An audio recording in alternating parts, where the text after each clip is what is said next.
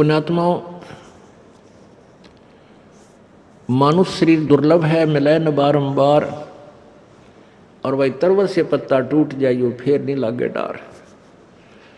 इस सबसे पहले तो हमने इस मनुष्य जीवन की वैल्यू से, इसकी कीमत से परिचित होना चाहिए। ये कितना अनमोल है, ये कितना बहुमूल्य है। जब हम इसकी कीमत से परिचित होंगे तभी हम भक्ति कर पाएंगे। क्या बताते हैं कि कहता हूँ कई जात हूँ, कहूँ बजा के ढोले, श्वास जो खाली जात है ये तीन लोक का मोले।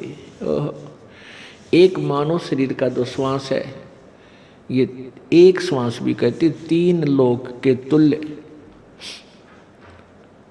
क्योंकि हम तीन लोक वह हमारे लिए तो बहुत बहुत ज़्यादा है।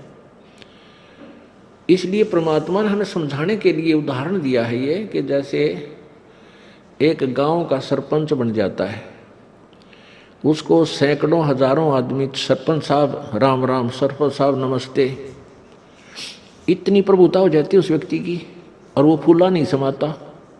और जब वो बन जाए एमएलए, कोई व्यक्ति एमएलए बन जाता है, कुछ क्षेत्र का मुखिया बन जाता है वो, उसको तो फिर न जाने कितने व्यक्ति, कर्मचारी, अधिकारी सारे सलूट मारे, फिर वो फूल जाता है। और एक बन जाए मुख्यमंत्री एक प्रांत का, फिर तो कहना है कि वो तो धरती पर पाए ना टेके। और बन जाओ प्रधानमंत्री एक टुकड़े का, एक देश का, छोटे से का या बड़े का, तो उसके माइंड की सोच है, वो तो सातवें आसमान पर घूमता है। फिर वो अपने आप को जीव नहीं समझता, क्योंकि उसके शब्द में, उसके वचन से ही ना जाने सबके में हिलता नजर आता उसको। तो परमात्मा कहते हैं अगर पृथ्वी का एक राजा हो तो वो उसकी कितनी प्रभुता होगी, उसके दिमाग में क्या सोच होगी, और उसकी कितनी वो अपनी वैल्यू समझता है। और ऐसे ऐसे पृथ्वी लोक, स्वर्ग लोक और पाताल लोक, इन तीनों की कीमत आप लगाओ कितनी होगी। और परमात्मा कहते हैं तुम्हारा मनुष्य जीवन का एक श्वास जब भक्ति बिना जाता है, सच्चे साधना बिना जाता है, तो इतनी कीमत है इसे एक श्वास के सिमरण की। अब इस कीमत को, इस मूल्य को केवल आप ही लगा सकोगे, अन्य व्यक्ति नहीं। क्योंकि आप सत्संग में आने से जौहरी बनोगे, लाल की परख करने लगोगे, तब आपको इसकी कीमत का अलग से पहचान होगी, तुरंत महसूस होगी। खास सत्य बात है।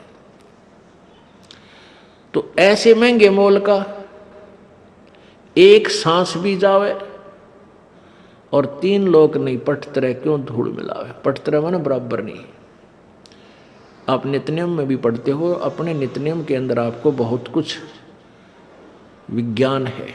विज्ञान माने तत्व ज्ञान है, विशेष ज्ञान है। और इस ज्ञान को आप केवल एक रूटीन में पढ़ लेते हो कि हमने ये एक पढ़ना है, प्रतिदिन नित्यनियम करना ही करना है, लेकिन एक व्यवस्था बनाकर नहीं इसको प्रतिदिन करना चाहिए। जितनी देर भी इसको सुनो, किसी भी पार्ट को, इसके नित्यनियम का जितना भी बुद्धि मन निश्चल हो तेरा आपका, तो ये विचार करे कि इसमें क्या बोला है मालिक ने अपनी वाणी में, क्या आदेश है तेरे लिए। क्योंकि आप पौन घंटा नित्यनेम करते हो, इसमें ज़्यादा से ज़्यादा आपका मन 20% इस नित्यनेम के अंदर आप 20% ही सुन पाते हो। उस 20% को भी यदि आप विचार करो डेली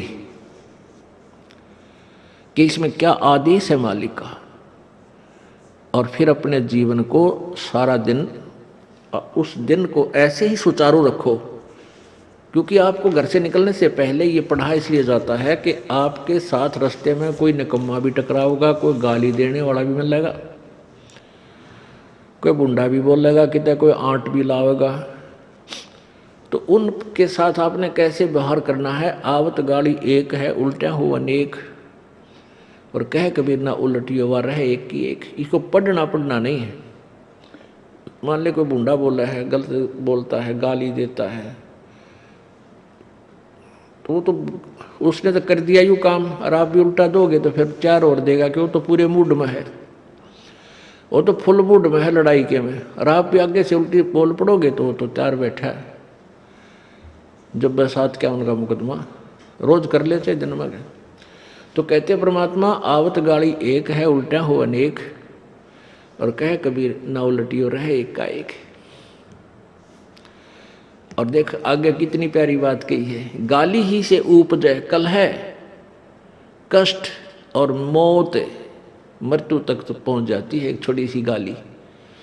गाली ही से उपजे कलह, कष्ट और मीच, हार चले सो संत है, लाग मरे सो नीच। हम भगत भी हैं और दूसरा में बूढ़ा अच्छा बोल रहा है, और उसने मान लिया किसी किस कह दिया, हमने उसका 2 दड़ाक धर दिए, उल्टे भी बोल दिए, फिर वो मारण पर उतारू हो गए, फिर हमने उठोक दिया। हो सकता है आप उसे तगड़े भी हो और अच्छा भी संवार दो, फिर आप में उसमें कसर के रहेगी। आप तगड़े भी हो और आपसे हल्का आदमी भी आपने बूढ़ा अच्छा बोला है, उसने बालक समझ के अनजान है, उससे बचो। तो इन नित्य नियम करने का डेली हमें जो पाठ करते हैं, इससे ज्ञान यज्ञ तो होता ही है। ज्ञान यज्ञ के साथ हमने समाधान भी इसका साथ पैरेलल करना पड़ेगा, तभी इसके पढ़ने का लाभ है। एक लाभ तो हो गया ज्ञान यज्ञ का, और उसके ऊपर अमल हमने किया नहीं, उसका काम फिर सारा बिगड़ गया। तो कहते हैं ये बातें कहन सुन के नहीं भाई, ये कर पाड़न की है।